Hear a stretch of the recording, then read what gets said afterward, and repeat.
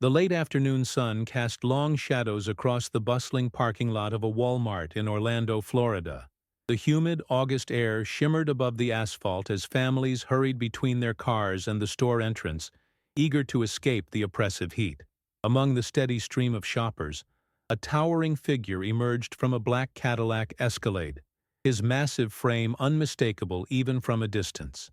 Shaquille O'Neal pulled his Lakers cap lower over his eyes, hoping for a few minutes of anonymity.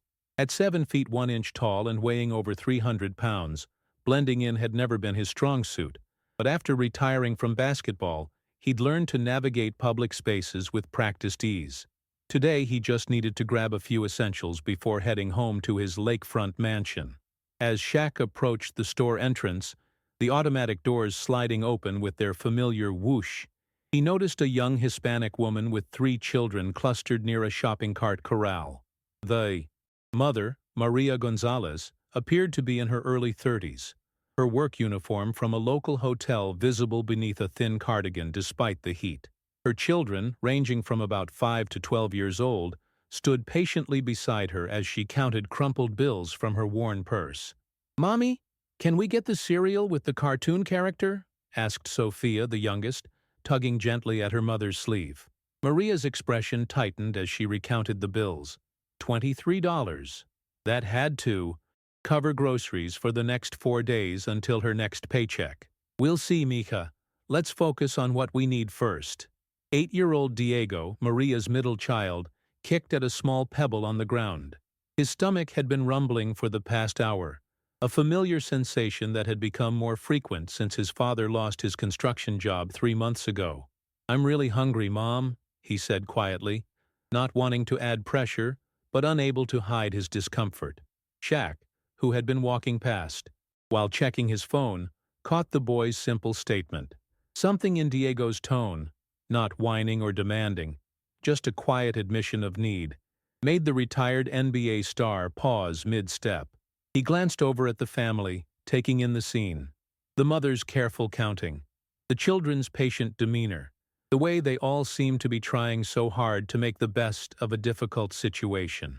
The memory of his own childhood flashed through Shaq's mind. Growing up in Newark, New Jersey with his single mother Lucille, he remembered countless trips to the store where every dollar mattered. He remembered the weight of hunger, the way it could make everything else fade into the background. His mother had worked multiple jobs, just like this woman appeared to be doing, trying to stretch every penny to keep her children fed and happy. Maria noticed the tall man nearby and felt a flash of embarrassment, wondering if he'd overheard their conversation. She quickly ushered her children towards the store entrance, Diego's hand slipping into hers as they walked.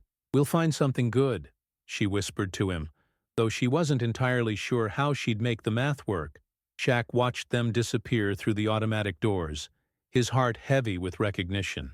He stood there for a moment, feeling the warm Florida breeze and listening to the distant sound of traffic on Colonial Drive. In that instant, a decision crystallized in his mind. Not the calculated choice of a celebrity doing publicity, but the instinctive response of someone who had once been in similar shoes. He followed them into the store, the cool air conditioning a sharp contrast to the heat outside.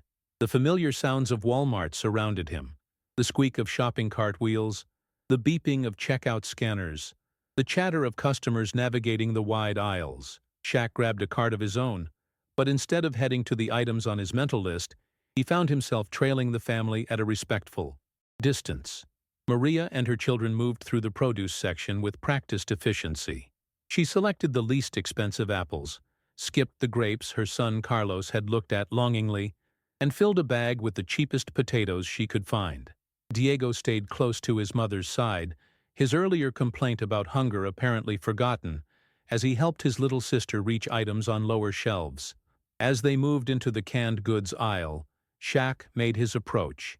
He had spent years learning how to interact with fans in public spaces, but this felt different. This wasn't about basketball or celebrity. This was about one human being reaching out to another. "Excuse me," Shaq said softly, his deep voice gentle as he addressed Maria. "I couldn't help but notice your family. I hope you don't mind me saying, but your kids seem really well behaved." Maria looked up, surprised by the compliment and the kind tone. It took her a moment to process the sheer size of the man speaking to her, and then another moment to realize who he was. Her eyes widened slightly, but she managed to respond. "Thank you. They're good kids." "I can tell," Shaq replied, glancing down at Diego, who was staring up at him with unconcealed awe. "Hey there, young man. What's your name?" "Diego," the boy replied, his voice barely above a whisper. Shaq knelt down to Diego's level, a gesture that still left him towering over the 8-year-old but made the interaction feel more personal. "Nice to meet you, Diego. I'm Shaq." The boy's eyes grew even wider. "Like basketball, Shaq?" "That's right," Shaq chuckled. "Do you like basketball?" Diego nodded enthusiastically, momentarily forgetting his hunger and his family's financial struggles. "I play at school sometimes. I'm not very tall, though." "Hey, I wasn't always this tall either," Shaq said with a warm smile. "The most important thing is to keep practicing and have fun with it." Maria watched this interaction with a mixture of amazement and uncertainty. She had recognized Shaquille O'Neal almost immediately. Who in Orlando didn't know the Lakers legend who had made the city his home? But she couldn't understand why he was taking time to talk to her family in the middle of a Walmart aisle. As if reading her thoughts, Shaq stood up and turned to her. "Ma'am, I hope you don't think this is too forward, but I overheard your son mention he was hungry earlier. I was wondering if you'd let me help with your grocery shopping today." The request hung in the air between them, loaded with implications that both adults understood immediately. Maria's pride warred with her practical needs, her face flushing with a combination of gratitude and embarrassment. "That's very kind," she began. "But we're fine, really." Shaq nodded, recognizing the dignity in her response. "I understand, and I respect that. But I'd really like to help, if you'll let me. See, I grew up with a single mom who worked hard to take care of me and my siblings. There were times when a little help would have made a huge difference for us." His words were honest and heartfelt, free of any condescension or pity. Maria felt something shift in her chest, the recognition of one parent speaking to another across the divide of circumstance and success. "Besides," Shaq added with a grin, glancing down at the children, "I bet these kids could help me figure out what the good snacks are these days. I'm getting old, and I'm not sure I know what's cool anymore." Sophia giggled at this, the sound breaking some of the tension in the moment. Diego looked up at his mother with hopeful eyes, while 12-year-old Carlos maintained the cautious expression of the eldest child, who had learned to read situations carefully. Maria took a deep breath, feeling the weight of the decision. Around them, other shoppers continued their errands, oblivious to the life-changing conversation happening in aisle 7. The fluorescent lights hummed overhead, casting their stark white glow over shelves of canned vegetables and pasta sauce. "Okay," she said finally, her voice quiet but firm. "Thank you." What happened next transformed an ordinary Tuesday evening into something extraordinary. Shaq's face lit up with genuine pleasure at Maria's acceptance, and he gestured toward the front of the store. "How about we start over? Get a bigger cart and really think about what you need." As they made their way to the cart area, word began to spread quietly among the Walmart employees. Janet Morrison, a cashier who had been working there for 15 years, noticed the unmistakable figure of Shaquille O'Neal walking with a Hispanic family toward the shopping carts. She nudged her co-worker, Mike Torres, who was restocking gift cards nearby. "Is that who I think it is?" Janet whispered. Mike looked over and grinned. "That's Shaq, all right. Wonder what he's doing here with that family." The answer became clear as they watched Shaq help Maria exchange her small cart for one of the large ones, Diego immediately volunteering to push it despite its size. The retired basketball star wasn't just shopping alongside them. He was clearly invested in making sure they got everything they needed. "All right," Shaq said, pulling out his phone to make notes. "Let's think about this strategically. What are the basics you need for the week?" Maria, still somewhat overwhelmed by the surreal situation, began listing items hesitantly. "Well, we need bread, milk, some chicken if possible, rice, beans." "Mom always makes really good rice and beans," Carlos interjected, speaking for the first time since the encounter began. She puts sofrito in it. Sofrito? Shaq asked, genuinely curious. I don't think I know what that is. It's like a sauce, Sophia explained enthusiastically, her shyness evaporating in the face of Shaq's interested attention. It makes everything taste better. Sounds like I need to learn about sofrito, Shaq chuckled. Maybe you can show me where to find it. As they moved through the store, their shopping trip became increasingly collaborative. Shaq asked questions about cooking, genuinely interested in learning about the family's Puerto Rican heritage and Maria's recipes. Maria, initially reserved, began to open up as she realized that Shaq's interest wasn't patronizing but authentic. In the meat section, Shaq pointed to packages of chicken that Maria had glanced at, but passed by due to price. What would you normally get? He asked. Usually the leg quarters, Maria admitted. They're more affordable, and I can make them stretch further. But what would you get if price wasn't an issue? Maria smiled sadly. The boneless breasts. They're easier for the kids to eat, and I could make so many different things with them. Without hesitation, Shaq placed several packages of boneless chicken breasts in the cart, along with the leg quarters. Now you have options, he said simply. Diego watched this exchange with growing amazement. His rumbling stomach from earlier seemed like a distant memory as he saw their cart filling with food. Not just the basics, but things they rarely got to enjoy. When they reached the cereal aisle, Shaq turned to the children. Okay, here's the deal. You each get to pick one cereal. Whatever you want. The three children exchanged glances, clearly unused to such freedom. Sophia immediately gravitated toward the colorful boxes with cartoon characters, while Carlos studied the nutritional information on several options with mature consideration. Diego found himself torn between a chocolate cereal he'd seen advertised on TV and a honey-flavored one that looked equally appealing. Can't decide? Shaq asked, noticing Diego's dilemma. They both look really good, Diego admitted. Life's too short, Shaq declared, placing both boxes in the cart. Sometimes you need variety. As they continued through the store, other customers began to notice the unusual shopping party. Few people recognized Shaq and pulled out their phones, but something about the scene, the gentle way he interacted with the children, the respectful distance he maintained from Maria, the obvious care he was taking to ensure the family's dignity, kept most observers from intruding. Jennifer Walsh, a local teacher shopping with her teenage daughter, watched from 2 aisles away as Shaq helped Diego reach a jar of peanut butter on a high shelf. That's incredible, she murmured to her daughter. Look how natural he is with those kids. Her daughter, Emma, nodded. Mom, should we say something to him? I think we should let them shop in peace, Jennifer replied. This seems like something special. In the produce section, Maria found herself relaxing completely for the first time in months. She was able to select fruits and vegetables based on what her family would enjoy, rather than solely on price. Shaq asked about different items, genuinely curious about how she prepared various foods. My grandmother taught me to cook, Maria explained as she selected plantains. She came from Puerto Rico when she was young, and she made sure all her grandchildren knew how to make traditional food. That's beautiful, Shaq replied. My grandmother was important to me, too. She lived with us for a while when I was young. Some of my best memories are of her cooking. As they talked, Carlos found himself walking alongside Shaq, no longer intimidated by the basketball legend's size. Mr. Shaq, he said quietly, why are you helping us? Shaq paused, considering the question seriously. He knelt down to Carlos's level, the same way he had with Diego earlier. You know, Carlos, when I was your age, there were times when my family needed help too.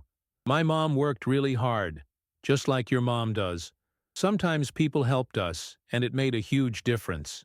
But you're famous now, Carlos pointed out with 12-year-old logic. That's true, Shaq acknowledged, and being famous has given me opportunities to help others. But honestly, even if I wasn't famous, I'd want to help. When you see a family like yours, kids who are polite and kind, a mom who's working hard to take care of everyone, it just feels right to lend a hand. Carlos nodded solemnly, processing this explanation. When I grow up, I want to help people too. I believe you will, Shaq said with conviction. As they approached the checkout area, their cart overflowing with groceries, Maria felt a complex mix of emotions. Gratitude dominated, but there was also a sense of unreality about the entire experience. In the space of an hour, her family's week had been transformed from one of careful rationing to one of abundance. Shaq guided them to Janet Morrison's checkout lane, having noticed earlier that she seemed to be handling the situation with appropriate discretion. Janet smiled warmly as they approached, her professional demeanor enhanced by genuine kindness. "Good evening, folks," she said, beginning to scan items. "Looks like you're stocking up tonight." "Yes, ma'am," Shaq replied respectfully. "Just helping this wonderful family with their shopping." As the total climbed on Janet's screen, past $200, then $300, Maria felt her anxiety rising again. The practical part of her mind calculated how many hours she would have to work to earn this amount of money. But when she looked at her children's faces, saw Diego's excitement over the chocolate cereal, and Sophia's delight with the fresh strawberries they'd selected, she pushed the worry aside. This was a gift, and she would receive it with grace. The other customers in nearby lines began to realize what was happening. An elderly man named Robert Chen, waiting in the next lane with his wife, watched as Shaq pulled out his credit card without hesitation. Robert had immigrated to the United States 40 years earlier with nothing, and he remembered the kindness of strangers who had helped his family get established. "That's a good man," he whispered to his wife in Mandarin. His wife, Lily, nodded in agreement. "The children will remember this forever." As Janet finished scanning the last items, the total appeared on the screen, 347.82. Maria felt her breath catch slightly at the number, but Shaq didn't hesitate for even a moment before inserting his credit card. As the payment processed, he turned to the family with a thoughtful expression. "You know what?"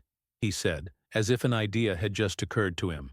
"I've got some time, and I'm curious about something. Would you mind if I followed you home? I'd love to see how your mom makes that sofrito you were telling me about." The children's faces lit up immediately, but Maria hesitated.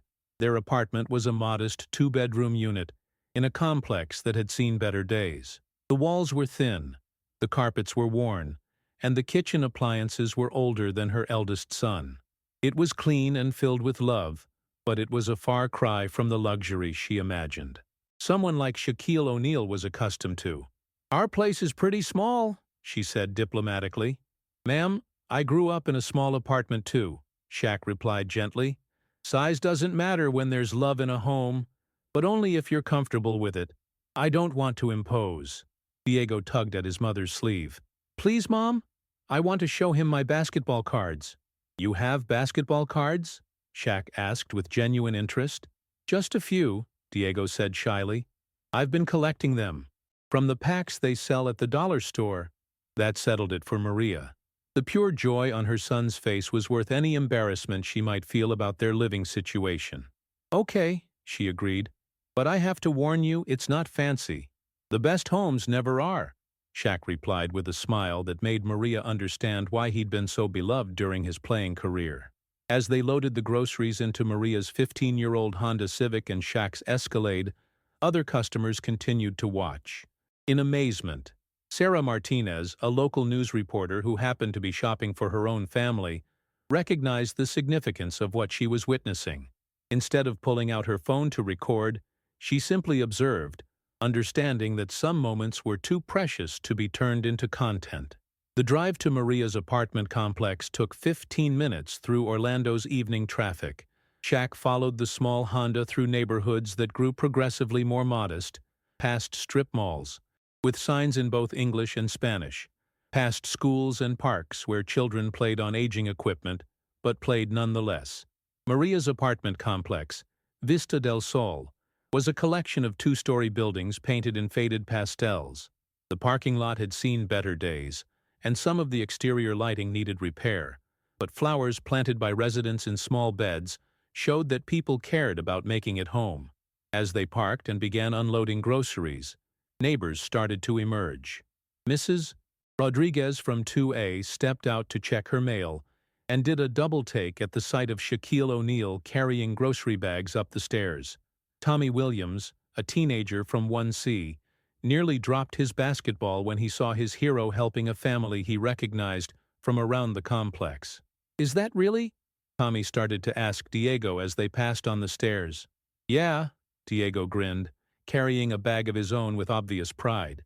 "He's helping us with groceries." Word spread quickly through the complex in the way that news travels in close-knit communities. But rather than creating a circus atmosphere, the residents seemed to understand the significance of the moment. They watched respectfully, smiled and waved, but gave the family and their famous helper space to accomplish what they were doing.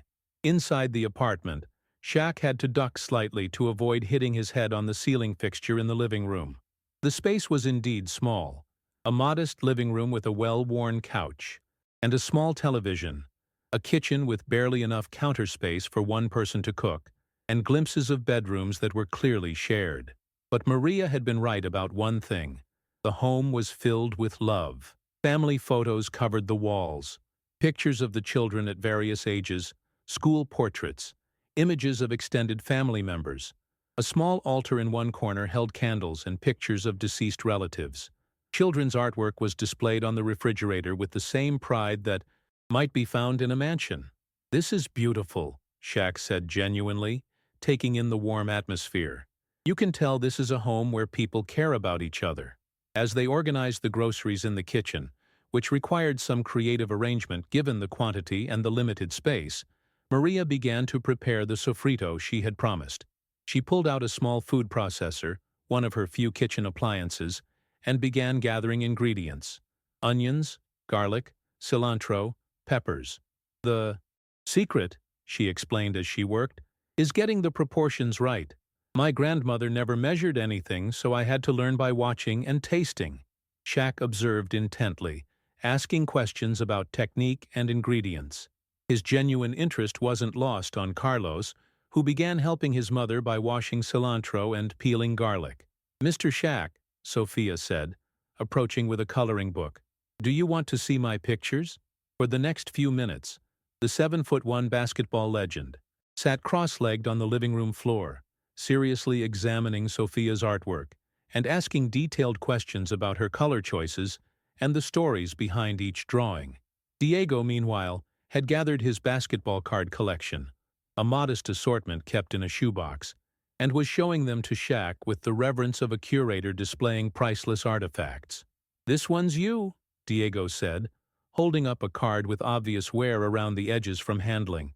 "It's from when you played for the Lakers." Shaq examined the card as if he'd never seen it before.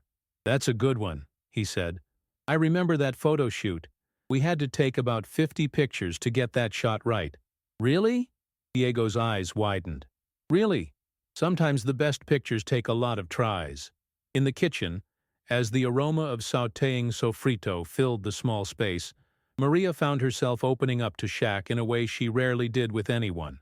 Perhaps it was his genuine interest in her cooking, or maybe it was the way he interacted with her children as if they were the most important people in the world. But she began sharing her story. "I came here from Puerto Rico when Carlos was just a baby," she explained as she stirred the mixture. "My husband got a job in construction, and we thought it would be a good opportunity. For a while, it was." "What changed?" Shaq asked gently. "The economy got tough, and construction work became harder to find.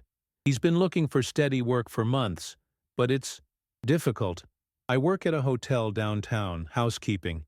It's honest work, but it's hard to make ends meet," Shaq finished. "Exactly." Maria paused in her stirring. "I don't want you to think we're not grateful. We are. It's just, some weeks are harder than others." "I understand completely," Shaq said. "And you don't need to explain anything to me. What I see is a family that takes care of each other, kids who are respectful and kind, and a mother who's doing everything she can.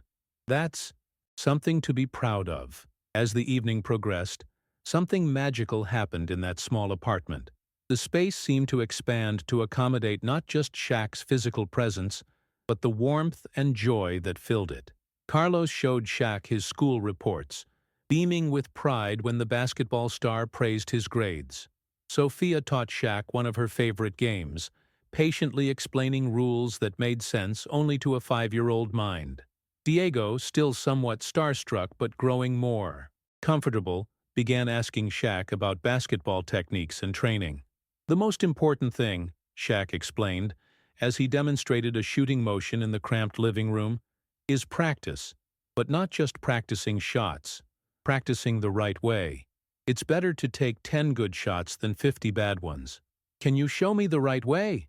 Diego asked eagerly. Not in here, Shaq laughed, looking around the small space. But maybe we can go outside to the court I saw when we drove in. The suggestion electrified Diego, and soon all 3 children were clamoring to go to the small basketball court in the center of the apartment complex. Maria looked uncertain. It was getting late, and she worried about disturbing the neighbors. It's okay, Shaq assured her. Just for a few minutes. And I bet some of the other kids would like to join in. The small basketball court at Vista del Sol had seen better days. The paint on the court lines was faded, one of the rims was slightly bent, and weeds grew through cracks in the asphalt. But as Shaquille O'Neal emerged from Maria's apartment building carrying a basketball he'd retrieved from his car, the modest court transformed into something approaching a cathedral of sport. Word had spread throughout the complex, and families began emerging from their apartments. Tommy Williams, the teenager who had nearly dropped his basketball earlier, appeared with 3 of his friends. Mrs. Rodriguez brought her 2 grandchildren, who were visiting for the week. The Chen family from Building B walked over, their teenage son bringing his own basketball. Within minutes, a crowd of about 30 people had gathered, not pushing or demanding attention, but creating a respectful circle around the court. Shaq began with Diego, showing him proper shooting form with patient detail. See how I square my shoulders to the basket? And the follow-through is important. You want your wrist to snap down like you're reaching into a cookie jar on a high shelf. Diego attempted the motion, his form improving with each try.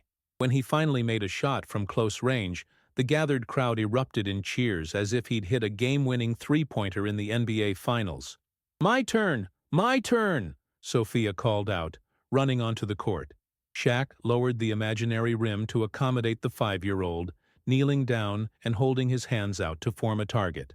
All right, Sophia, show me what you've got. Sophia's shot attempt went in a completely different direction than intended, but Shaq reacted as if she'd made it perfectly. Great form. I can see you've been practicing. Carlos, initially more reserved, found himself drawn into the impromptu clinic. Shaq worked with him on dribbling, explaining the importance of keeping his head up and using his fingertips rather than his palms to control the ball. In basketball, like in life, Shaq explained as Carlos practiced, you have to be aware of what's happening around you. Keep your head up, stay alert, and always be ready for opportunities. As the session continued, other children joined in. Tommy Williams, despite being 15 and initially nervous about playing in front of his hero, found himself receiving personalized instruction on post moves. Shaq noticed Tommy's height and build, recognizing potential that reminded him of his own teenage years. You've got good size, Shaq told Tommy. How tall are you? 6'2", Tommy replied, trying to hide his excitement at being personally addressed. I was about your height when I was your age. The key is learning to use your size efficiently. Don't just rely on being bigger. Develop your skills too. For the next hour, the worn basketball court became a place of pure joy. Shaq organized games that included children of all ages and skill levels, creating scenarios where everyone could succeed. He told stories about his playing days, but more importantly, he listened to the kids talk about their own dreams and aspirations. Maria watched from the sidelines, still somewhat overwhelmed by the evening's events. She was joined by other parents who were equally amazed by what they were witnessing. Mrs. Rodriguez, who had lived in the complex for 8 years, shook her head in wonder. In all my time here, I've never seen the kids so excited, she said to Maria in Spanish. He's not just playing with them, he's really seeing them, you know? Maria nodded, understanding exactly what her neighbor meant. Shaq wasn't going through the motions of celebrity charity work. He was fully present, engaged with each child as an individual. When Diego made another successful shot, Shaq's celebration was as genuine as if his own son had accomplished something remarkable. As the evening progressed, parents began joining the activities. Mr. Chen, who worked long hours at a medical supply company and rarely had time for recreation, found himself playing a game of Around the World with his son and Shaq. Jennifer Martinez, a single mother from Building C, watched her daughter receive encouragement from Shaq about a science project she'd been working on. "You want to be a doctor?" Shaq asked the 10-year-old girl. "That's incredible. The world needs more people who want to help others." "It's really hard, though," the girl admitted. "The science is complicated." "All the best things are hard," Shaq replied. "But that's what makes them worth doing. And I bet you're smarter than you think you are." As the informal gathering continued, something remarkable happened. The usual boundaries that existed in the apartment complex, between families who barely knew each other, between different cultural groups, between adults focused on their own struggles, began to dissolve. Children who had never played together before were forming teams. Parents who usually only nodded in passing were engaged in animated conversations. Tommy Williams found himself helping Sophia with her shooting form, displaying a patience and kindness that surprised his own mother. Carlos and Diego worked together to rebound shots for the younger children, taking on leadership roles naturally.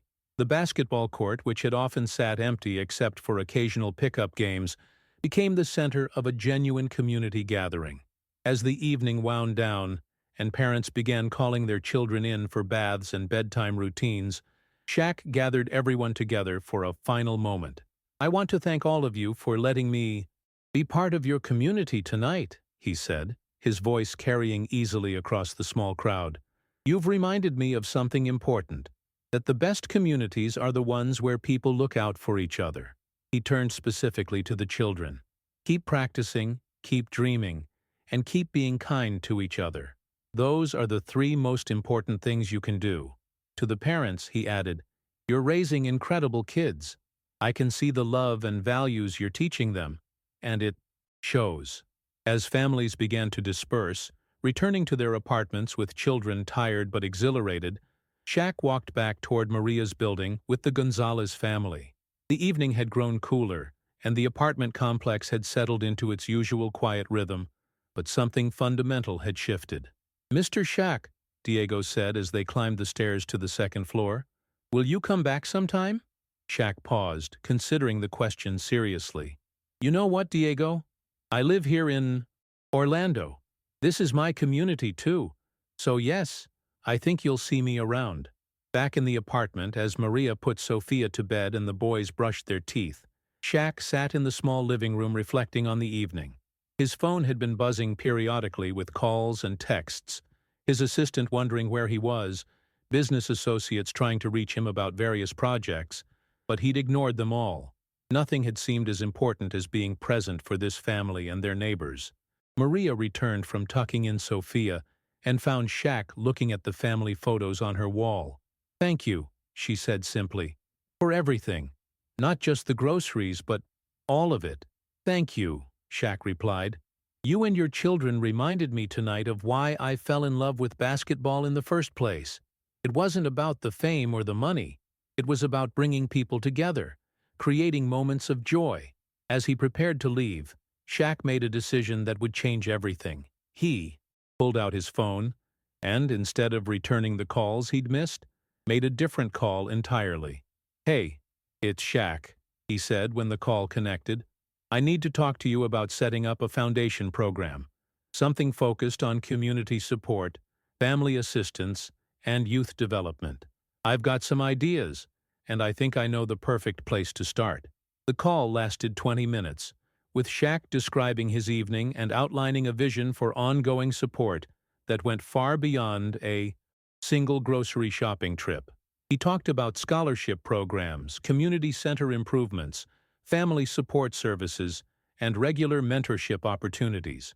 When he finally hung up, Maria was still there, having heard enough of the conversation to understand that this night was just the beginning of something larger. "You don't have to do all that," she said quietly. I know I don't have to, Shaq replied. I want to. Tonight showed me something I'd forgotten. That the most important victories happen off the court, in moments just like this. As Shaq finally prepared to leave, exchanging phone numbers with Maria and promising to stay in touch, the impact of the evening was already rippling outward. Children were falling asleep in their beds, their dreams filled with new possibilities. Parents were talking to each other in ways they hadn't before. A community that had existed as a collection of separate families living in proximity was beginning to understand itself as something more connected and supportive. 3 months later, the Shaquille O'Neal Community Foundation would announce Vista del Sol as the site of its newest family support center. A year after that, the complex would be home to an after-school program, a community garden, and a completely renovated basketball court. Diego would go on to earn a basketball scholarship to the University of Central Florida, though by then his relationship with Shaq had evolved far beyond that of a fan meeting his hero. But all of that was still in the future.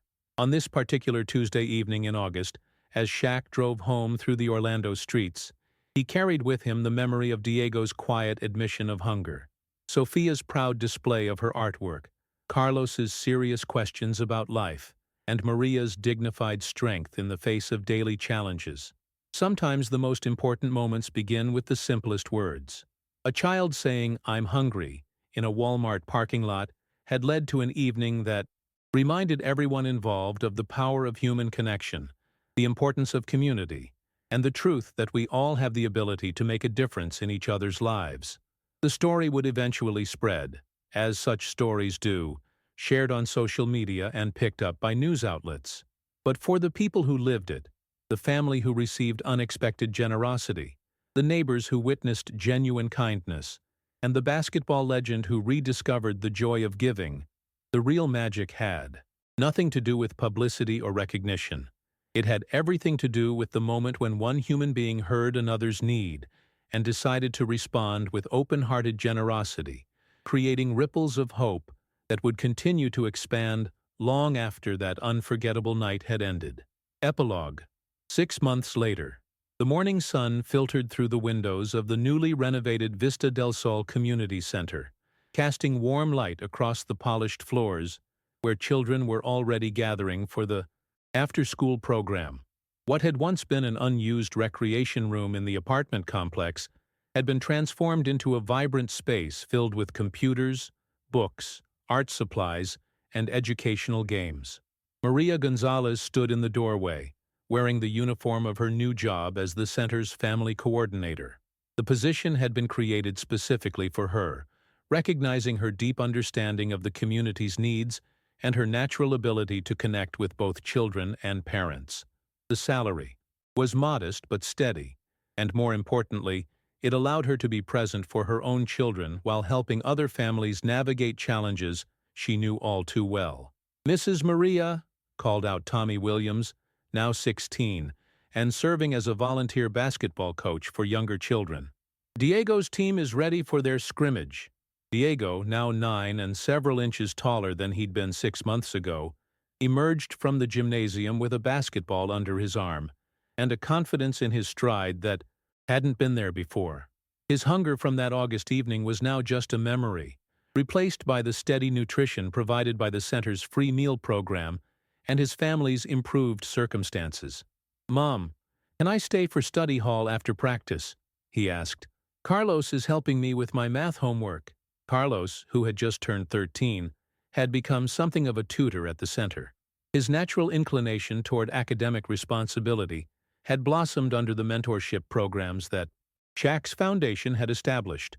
He was currently working with a volunteer from the University of Central Florida on an advanced mathematics curriculum, his dreams of becoming an engineer seeming more achievable with each passing day.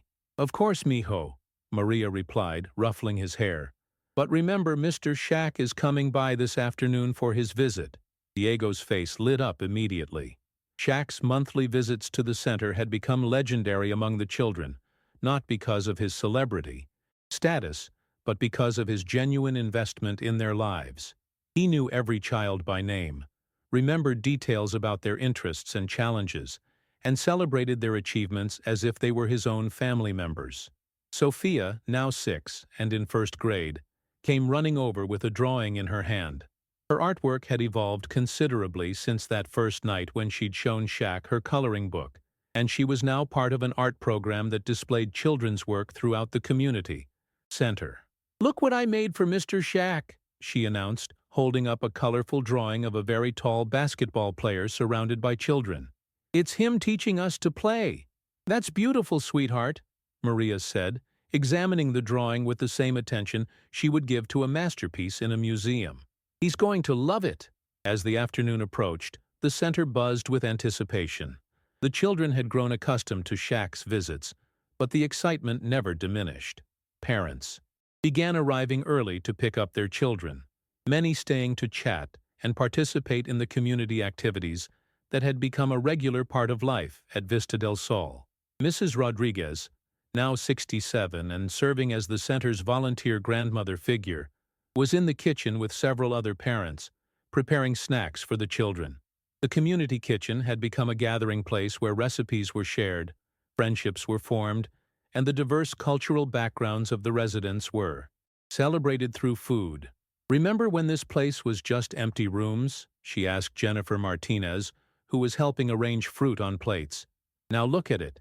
It's like a miracle." Jennifer nodded, watching her daughter work on a science project with several other children. "The best part is how it brought everyone together. Before, we were all just neighbors. Now we're really a community." When Shaq's Escalade pulled into the parking lot at 3:30 p.m., a group of children pressed their faces against the windows of the community center, their excitement palpable. But the man who emerged from the vehicle was different from the one who had first encountered the Gonzalez family 6 months earlier. The experience of creating genuine change in this community had affected him as much as it had affected them. "There's my Vista del Sol family," Shaq called out as he entered the center, immediately swarmed by children eager to share their latest achievements and show off new skills. "Mr. Shaq, Mr. Shaq," Sophia called out, waving her drawing. "I made this for you."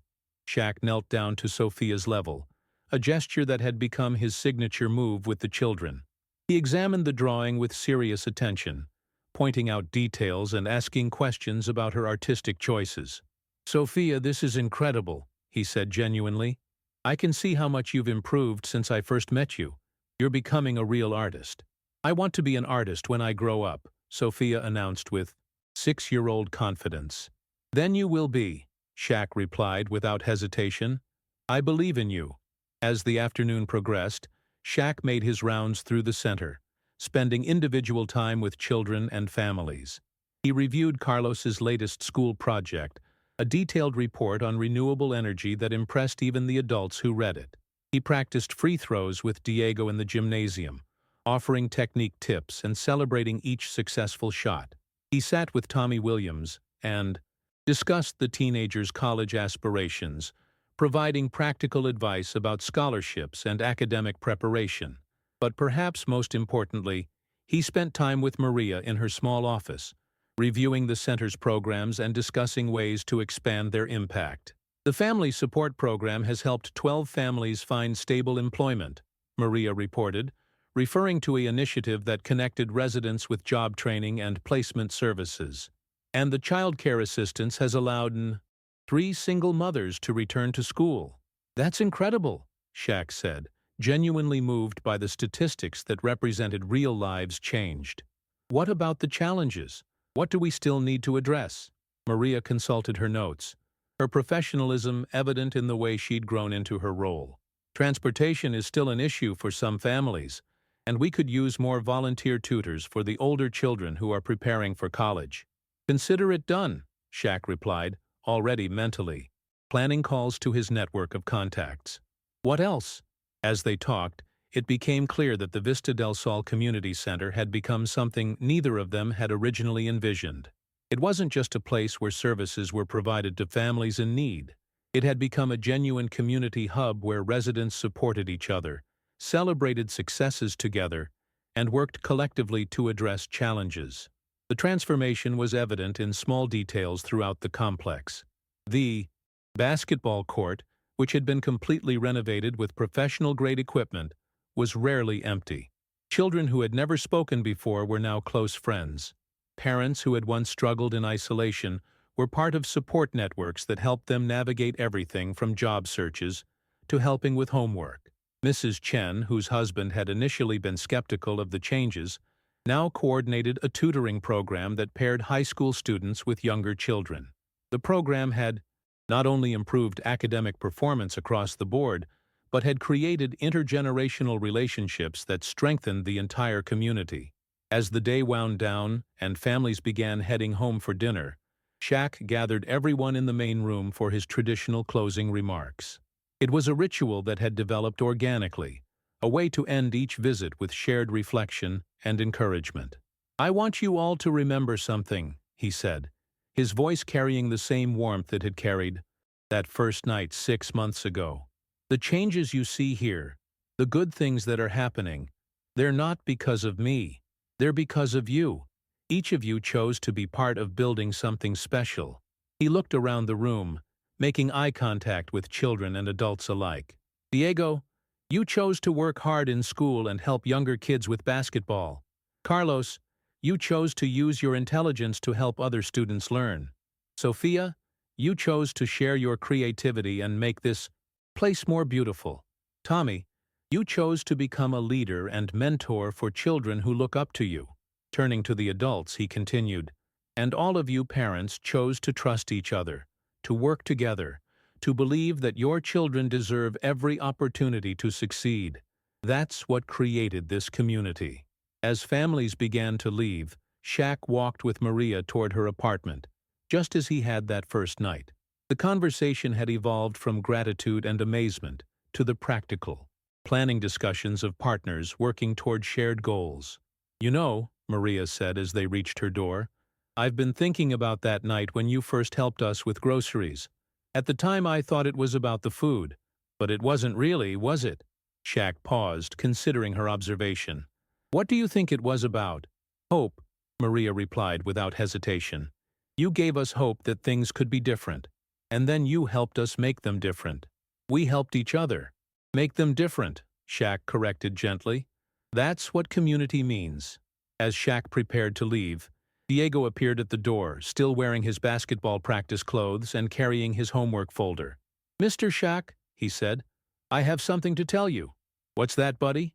"I'm not hungry anymore," Diego said simply. "I mean, I get hungry before meals and stuff, but I'm not hungry the way I was that night. And it's not just because we have more food now." "What do you mean?" Shocking asked, though he suspected he understood. "I'm not hungry for feeling like things are going to be okay," Diego explained with 9-year-old wisdom. "Because now I know they are." Shaq felt his throat tighten with emotion. "That's the best thing anyone has ever told me, Diego. That's better than any basketball game I ever won." As Shaq drove home that evening, past the strip malls and schools and parks that made up this corner of Orlando, he reflected on how a simple moment of overhearing a child's hunger had led to something far more significant than either of them could have imagined. The Shaquille O'Neal Community Foundation had gone on to establish similar programs in 12 other communities across the country, each one adapted to local needs and circumstances. But Vista del Sol remained special, not because it was the first, but because it had taught him that the most meaningful victories weren't measured in points scored or championships won, but in children who no longer went to bed hungry, families who found stability and support, and communities that discovered their own power to create positive change. Diego's words echoed in his mind as he pulled into his own driveway. "I'm not hungry anymore. Not just for food, but for hope, for opportunity, for the knowledge that someone cared enough to listen when a child admitted his need." Sometimes the most important stories begin with the smallest moments. A child's honest admission of hunger overheard in a Walmart parking lot. A celebrity who chose to respond with genuine compassion rather than mere charity. A community that discovered its own strength through the simple act of coming together. 6 months later, that moment continued to create ripples of positive change, proving that when human beings choose to see each other's humanity and respond with open hearts, There's no limit to the transformation that can occur. And in a small apartment in Vista del Sol, a family sat down to dinner together, their table full of food, their hearts full of hope, and their future bright with possibilities that had all begun with a simple moment of hunger that was met with unexpected generosity, creating a story that would truly never be forgotten.